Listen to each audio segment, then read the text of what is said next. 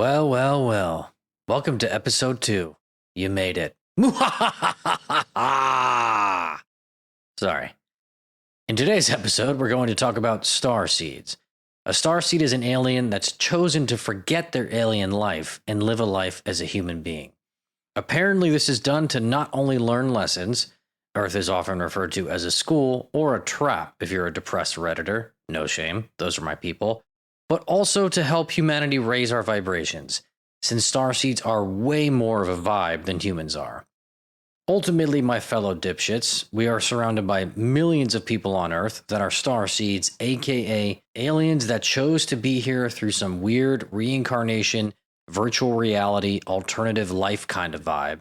And to clarify, when starseeds die, they wake up on their alien planet. Now, it's worth noting that some starseeds do realize who they are, and we'll analyze some of those folks today. But most will never realize or even know what a starseed is until they die and wake up as an alien, and probably think like Jonah Hill did in Superbad after grinding with the girl who got period blood on him. Fucking crazy. It's almost like that scene in Inception with a bunch of people in a basement, and Tom Hardy says, "They come here every day to sleep?" And an old man walks up to Leo and says, "No, they come to be woken up. The dream has become the reality." Who are you to say otherwise, son? But that's kind of the idea.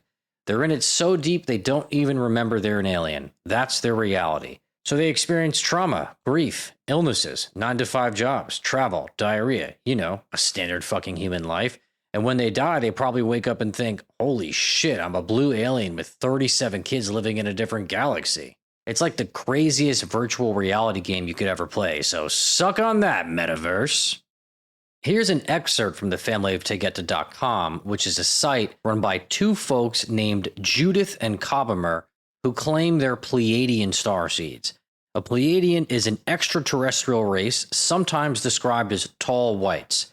Tall, fair-skinned, often long hair, gorgeous. They basically look like Chris Hemsworth. Smoking hot, okay?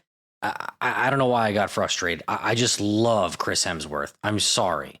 Chrissy Poo aside, this is a message Judith allegedly received from her alien family, which I know sounds weird, but starseeds often have psychic-like abilities. And this is about the machines or chambers aliens use to initiate a starseed life, or really, how an alien becomes a human. We'll dive more into Pleiadians and the family of Tegeta later in the episode, and we'll check out some more of these alleged alien messages. This will just be an appetizer for now, with some of my delightful commentary baked in. Quote, each family in the higher realms meaning aliens, has been provided crystal chambers of light. These beautiful structures are positioned on the land where homes are created. Basically, these machines are chilling in alien backyards. This allows for seamless incarnations into ongoing waking dreams.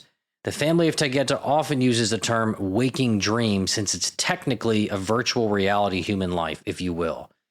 When a decision is made for a precise location for the soul to create a waking dream, they enter the light chambers and travel in an instant to the location of the embryo they will enter. Insert some sort of orgasm joke. The death of the body on Earth will transmute back to the body in stasis. With one breath, the soul opens their eyes to a life of infinite light and power. This is the Jonah Hill from Superbad moment, except it's not period blood, but realizing one is an alien. While many souls choose to linger near loved ones on Earth, others return to their home of origin instantly. And suddenly the aliens realized, wait, I don't give a shit about my fake family on Earth. Screw you guys, I'm going home. That was Carbon, for those of you who aren't cultured. And that, my friends, is how a starseed life is made. You're welcome. Now, anytime I'm discussing these topics, which is usually after I'm tipsy from half a beer and I say to someone like a drunk homeless man, "You ever seen a UFO?" which is basically the paranormal equivalent of, "You want to see a dead body?" At some point, everyone asks me, if they stick around long enough, how does someone know if they're a starseed? One of the quickest ways to know if someone is a starseed is if they have remarkable abilities. If they're able to do something that is not human. Seems obvious, no? A psychic medium or someone who can communicate with the deceased would be a good example, because last time I checked, the dead don't speak. Now, there is a community from Reddit aptly called Starseeds, and one of their pinned posts is titled, What are starseeds, and how do I know if I am one? The guide. I want to be clear, I'm definitely not co-signing anything posted in this sub. I've noticed that the concept of starseeds can be attractive to people that have a hard time fitting in, as that's often cited as a trait of starseeds, and I don't mean that in a bad way. I was picked last for kickball many times in elementary school. Anyway, I'll shut the fuck up now. Here are 12 starseed characteristics. Number 1, a deep longing for home, peace, and harmony. I've read that starseeds can often feel inexplicable homesickness, or when they look at the stars, they feel like their home is somewhere else. I mean, obviously I have an agenda here. Of course I want to be a starseed. I wish I was so deep and contemplative that I could stare at the stars and imagine a life elsewhere. And sure, wish for peace and harmony and shit too. Number 2, having trouble fitting in with society, often feeling like an outsider. See, maybe I am a starseed. Number 3, very intuitive and sensitive. Well, I'm definitely intuitive, but not sensitive. Definitely not. Don't fucking call me sensitive. Number 4, a thirst to find meaning in life and an understanding of our reality. Check to understanding of our reality, but to finding meaning in life. Sounds like a lot of work. Number 5, feeling somehow wise beyond your age. I am so wise. Check. Number 6, the desire to help others and be of service to humanity. Yeah, that doesn't sound like me. Number 7, a great capacity to love and feel joy. Nope. Number 8, often a very traumatic childhood and a rather difficult healing journey. Okay, well, warming back up. My parents totally fucked me up. Number 9, huge empathy for others. Lost me again. Number 10, spiritually inclined and an affinity for nature. Does watching rats fight over pizza while waiting on a scorching New York City subway platform for a train to take you to a soul-sucking job count as nature? Number 11, feeling called to greatness and to make a positive impact on the world. Boring. Number 12, an unexplainable affinity for Lexapro. Just kidding. But I can't be the only one who loves Lexapro. Ayo! I'm done. Sorry. Now, I realize with these descriptions, any middle schooler having a bad day could easily think they're a starseed. But it's still interesting. In a future episode about clones, don't be scared, I will reference a service which I know sounds sketchy, where the family of Tegeta, who I quoted earlier, don't forget them, will reveal your soul origin, or in other words, if you're a starseed. At the moment, I consider this to be the only legitimate way to uncover if you're actually a starseed. Now, something I hate myself for finding interesting, but I'm undeniably intrigued by, is the idea of starseeds that are current or past celebrities. So let's talk about some celebrities that are starseeds, y'all. Yeah! Sorry, I'll never do that again. The most important alien race, which you might have guessed already, is the Pleiadians. Remember, Pleiadians are gorgeous, gigantically tall, long-haired, Nordic-appearing extraterrestrials. Basically, Chris Hemsworth from Thor. They're fucking hot, okay? I said this already. But I want to be clear. I've never had fantasies about aliens. I mentioned this in my last episode, and I don't mean to fuck a dead horse, but as a reminder, don't you dare go around spreading that rumor. After all, I don't want to end up like Wickus van der Meer, which is not an accurate pronunciation. But that's a character from the movie District 9, and that movie really is insane if you never saw it. The plot is essentially a giant mothership of a UFO seemingly out of nowhere stations itself in South Africa, hovering over the city of Johannesburg. And it turns out a ton of aliens are struggling inside. The aliens are moved into the slums, or what's labeled District 9, and Wickus van der Meer is the project manager in charge of helping move the aliens to their new home, District 10. This is a massive undertaking, and District 9 is a weird, unpredictable place with a lot of tension between the aliens and the South Africans. While helping with the move, Wickus confiscates some weird liquid canister from an alien's home that accidentally sprays him in the face. And that is the inciting incident that leads to him slowly turning into an alien. It's hilarious that's actually the plot, but the movie is fucking wild. And if that was a spoiler, I'm sorry, but I don't feel bad. The movie came out in 2009. On one of my early dates with my Disney-loving wife, I made the mistake of showing her District 9, and I was so confident that she was going to love it. After it ended, I looked at her like someone who was determined to never get laid again, and I was like, insane, right, babe? And she looked me dead in the eyes and said, that's the worst movie I've ever seen. Not because she really felt that way, just let me believe that, but because she needed me to understand that after showing her Mad Max Fury Road, Apocalypto, and District 9, that she really just needed to watch School of Rock or Ratatouille. Pretty understandable. Circling back, and thank you for your patience. The folks I mentioned earlier, Judith and Kavamer, are again the Pleiadian starseeds behind thefamilyoftaygeta.com. I first came across them on Kavamer's Twitter, and his Twitter is a captivating place, chock full of rabbit holes, wisdom, and conspiracy theories. Now, according to the family of Taygeta, who never get anything wrong, obviously, and if they started a cult, I definitely joined, so you know you can trust my research. Apparently, there are 200 million starseeds incarnated on Earth, 75 million of which are Pleiadians, who are definitely the most important race to mankind. Allegedly, Pleiadians found a bunch of shitshow Neanderthals on Earth, physically and mentally upgraded them like a Sims video game, and then dispersed humans and our many races across the planet. Essentially, we are one giant planet of rescue animals to Pleiadians. It's also worth noting that Pleiadians and all the races we'll discuss today are godlike in comparison to humans. But Pleiadians in particular are pretty fucking next level. They are essentially like Superman, and we are basically their humble children. Okay, now that you understand Pleiadians are your sugar daddy, let's get back, my fellow pop culture whores, to celebrity starseeds. First up, you guessed it, the Pleiadians. Some names I've seen mentioned are John Lennon, Yoko Ono, Kurt Cobain, Julian Assange, Donald and Ivanka Trump. More on this in future episodes. Please don't stop listening just yet.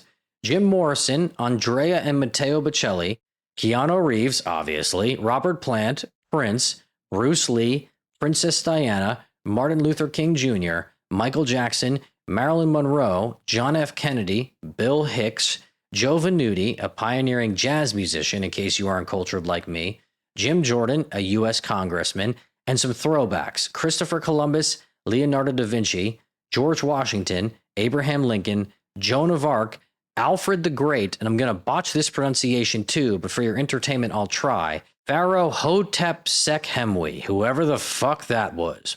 Jim Morrison was the lead singer of The Doors, and I want to dive into Morrison real quick, but before I do, let me just say, this is about to get pretty freaking weird. It's one thing to rabbit hole, and it's another thing to catch the early flight home from San Diego and a couple of nude people jump out of your bathroom, blindfolded like a goddamn magic show ready to double team your girlfriend. That's an old school reference if you missed it, but the point is, it's about to get weird. So one final reset here. The family of Taygeta, as you know since you've been listening closely, are two Pleiadian starseeds, Kavamer and Judith. Judith is clairvoyant and has the ability to receive messages from her family living in alien land. No big deal. The message I already shared about starseed chambers is an example. So, whenever a message is shared, they always know who it's from, and they have weird alien names. One of those family members has the name Laka. Allegedly, Laka once lived a starseed life as Jim Morrison. Dun dun dun. Honestly, it's a pretty trippy concept to not only ponder that Jim Morrison was once a starseed, but after dying, he returned home to alien land, and now he communicates with Judith, offering wisdom for humanity, as you'll hear in a moment, and even referencing the brief life he lived as Jim Morrison in his communications.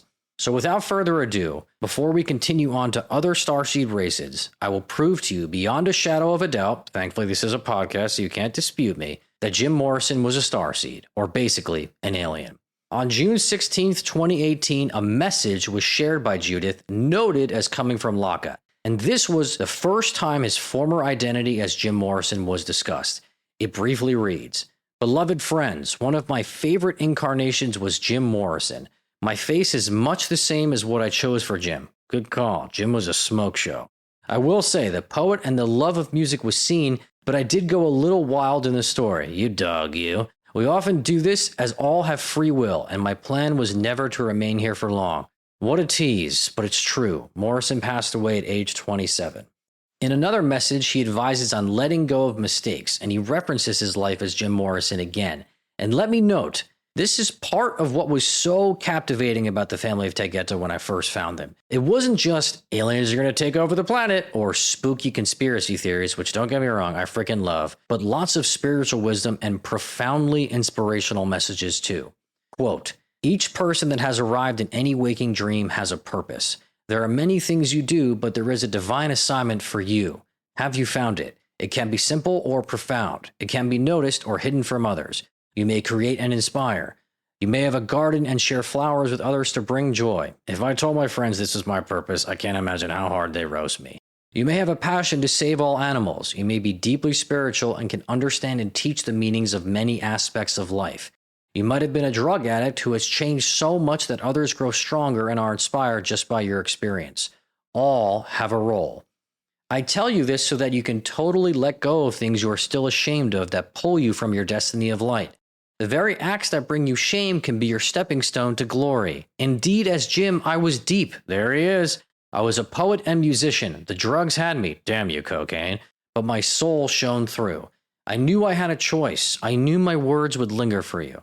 So as I speak to you now, you may learn from a higher being of light that incarnated to light up the world and fell hard as I got lost at times in the identity of Jim Morrison. All right then, Jim, aka Laka. That was real as fuck. In this final message I'll share, he again advises about shame and that there's lessons, perhaps some of the greatest, in your mistakes. I'll be honest, my friends, it led to some real self-reflection. Quote, "It does not matter what you have ever done in this dream. A horrible mistake in your eyes may have been the greatest lesson and moment of growth that your sacred soul experienced. Mike, if you're listening to this, that time we played Super Smash Bros. And I stood at the edge of the map sucking in with Kirby. And each time you approached, I sucked your body in, held you inside my mouth like a giant human gumball, and walked off the map, killing us both via Curbicide. I wasn't mad at you. I was mad at myself. I'm sorry I sucked you off." Continuing, each soul is perfect. The choices of the identity are not perfect. Do your best and forgive everyone for everything. For all beings, great and small, live under the law of cause and effect. Karma is the balancing of energy, not punishment. But, as Newton stated, for every action, there is an equal and opposite reaction. You see it now, don't you? Jim Morrison was an alien. I've done it. I've proved the impossible. I'm a hero. As mentioned earlier, there are 200 million starseeds incarnated, and 75 million are Pleiadians. I'm no scientist, but that gives us another 125 million to explore. Let us continue. The next one up is Arcturians. According to the family of Tegeta, there are 50 million Arcturian starseeds currently on Earth. Apparently, Arcturians have light blue skin, are mostly bald, and are 9 feet tall on average. So basically, Space Jam was real. Without further ado, we have the following Arcturian starseeds: Jimi Hendrix, Janis Joplin, Bob Marley, Freddie Mercury, and George Harrison. Okay, the Beatles representing 2 alien races, with Lennon the Pleiadian and Harrison the Arcturian. My hat's off to you, Beatles. That's just impressive. You want to talk about diversity, equity, and inclusion? Go ahead. Start a band with 2 aliens. You won't? Yeah, that's what I thought. DEI wannabe, motherfucker. I have issues. Also, I've read the actor Isaac Cappy was an Arcturian starseed, as well as the journalist Andrew Breitbart, who were both allegedly murdered due to damaging information they had about Hollywood elites. Lastly, while we're on the crazy train, I've read that Roseanne Barr, as well as, don't freak out, Melania and Barron Trump are Arcturian starseeds. Don't hate me, it's just what I've read. The next race we'll touch on is the Syrians. Syrians are third in terms of total incarnations behind Pleiadians and Arcturians. Syrians kind of look like Legolas if he was bald with blue eyes and a more elongated head. Hot. The most prominent Syrian starseed I've read about is David Bowie. Allegedly, David knew he was a Syrian starseed and he expressed it in his music. For example, he had an alter ego called Ziggy Stardust, who was a fictional rock star alien sent to Earth. An album about Ziggy was called The Rise and Fall of Ziggy Stardust and the Spiders from Mars, and it tells the story of Ziggy, who comes to Earth with a message of hope, but eventually succumbs to the excesses of fame. Sounds a little bit like Laka and Jim Morrison, doesn't it? The family of Tegeta also said he displayed his knowing he was a starseed through the Sirius Moonlight Tour, as well as through images of Syrians in the Let's Dance music video. One interesting note, Bowie's Sirius Moonlight Tour was initially postponed because he was profoundly impacted by John Lennon's passing. Starseed connection, anyone? 2 more Syrian starseeds, and these are pretty crazy. 1, Barack Obama, and 2, Nikola Tesla. And they say that Elon Musk is the same reincarnated starseed as Nikola Tesla. That's a pretty fucking wild concept. Now, I know a lot of people have strong feelings about E-Baby. That's my nickname for him. But Tesla was a pioneer, and you have to give Musk credit. He is too. Electrical engineering, renewable energy, and hello, Musk owns a company called Tesla. What the fuck? He's got to know, right? Let me text him and ask real quick. Yo, E-baby, QQ, you a starseed though? I'm so sorry. The last Syrian I've read about, and this is a negative one, Joseph Stalin. It is possible for starseeds to choose a dark path, and that is an unfortunate example of a starseed gone nuclear evil. Another race we'll discuss, and number 4 in terms of numbers on Earth, are the Andromedans.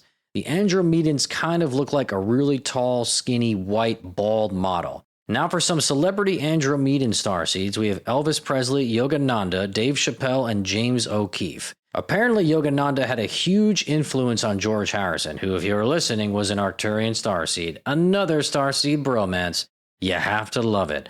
Also, Dave Chappelle, how great is that? These Andromedans, a real funny bunch, huh? That summarizes the 200 million starseeds on Earth. But the last race we must talk about briefly are reptilians. Reptilians are probably the most discussed race next to the Greys, and most people that know of reptilians know they're evil, but let it be known, there are many benevolent reptilians too. Looks-wise, as you might have guessed, they look like a fucking reptile. Yellowish skin, a reptile human face, claws, and slit-like pupils. The family of Tegeta briefly mentions that a race of reptilian beings are actually native to Earth, and in ancient times they would come to the surface and attack people, and because of that, many have deep-seated unconscious trauma around the reptilian concept. Thankfully, those lizard motherfuckers aren't surfacing anymore.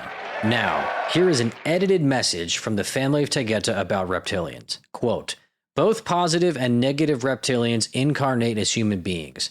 Many of the negative ones have incarnated within royal bloodlines worldwide, but they can also be ordinary people without much status. They often gravitate towards positions of authority. I've actually read this before, almost like a psychopathic reptilian becoming a CEO. Some souls actually prefer to enter waking dreams to regain power or enjoy seeing others brought down in suffering. These are the souls that live in darkness on their own planet and arrive on yours. Around 100,000 are currently on Earth. Regarding incarnated reptilians, the family of Tegeta doesn't talk much about them, but I've seen Henry Kissinger mentioned a lot, and apparently he was one evil bastard. I've seen Queen Elizabeth mentioned as well. So, what do we do with this information? For starters, if your boss is a real prick intent on making you suffer, who knows, they could be a reptilian, and if that's the case, may I lightly suggest updating your LinkedIn status to reflect that you're open to work? For everyone else, could all the celebrity musicians we adore be actual starseeds, and us humans are merely left to our mundane human normalcy without so much as a chance at ever being as brilliant as these starseeds are? Say it ain't so. Honestly, if you're ever feeling insecure about yourself, like if you look at an artist like Taylor Swift, for example, come on, pretty good candidate for a Pleiadian starseed, right? Blonde hair, blue eyes, relatively tall, and her music is so impactful that her concerts bolster the economy of the city she plays in. So if you're ever thinking to yourself, why can't I be more like Taylor Swift? Which I'll admit, I think about every morning as I wake up with my beard and my happy trail and my glasses. I stare into my soul thinking, Seth, why can't you be more like Taylor Swift? If you ever have that insecure moment, you can always make yourself feel better by saying, they're probably a starseed, regardless of who they are. It always works if they're more talented or successful than you. And if you're feeling extra zesty, you can add to that, which explains why I suck. It's like a built-in excuse for mediocrity, my friends. But who knows? You could feel that way because you're secretly a starseed too. So don't lose sight, baby. Don't lose sight. Lawrence and the band, anyone? Thanks for stopping by today, my friends, and please keep an eye out for my Clones episode to hear about my soul origin, or starseed reading with Judith. Who knows? Maybe I'm a starseed. I realize I could just tell you, but I'm desperate for listenership, and that's the best cliffhanger I've got. Toodles, bitches. You're still here. My God. Guess I'm not the only crazy one after all. Until next time, this is Seth Borkowski signing off. Stay weird, you beautiful bastards.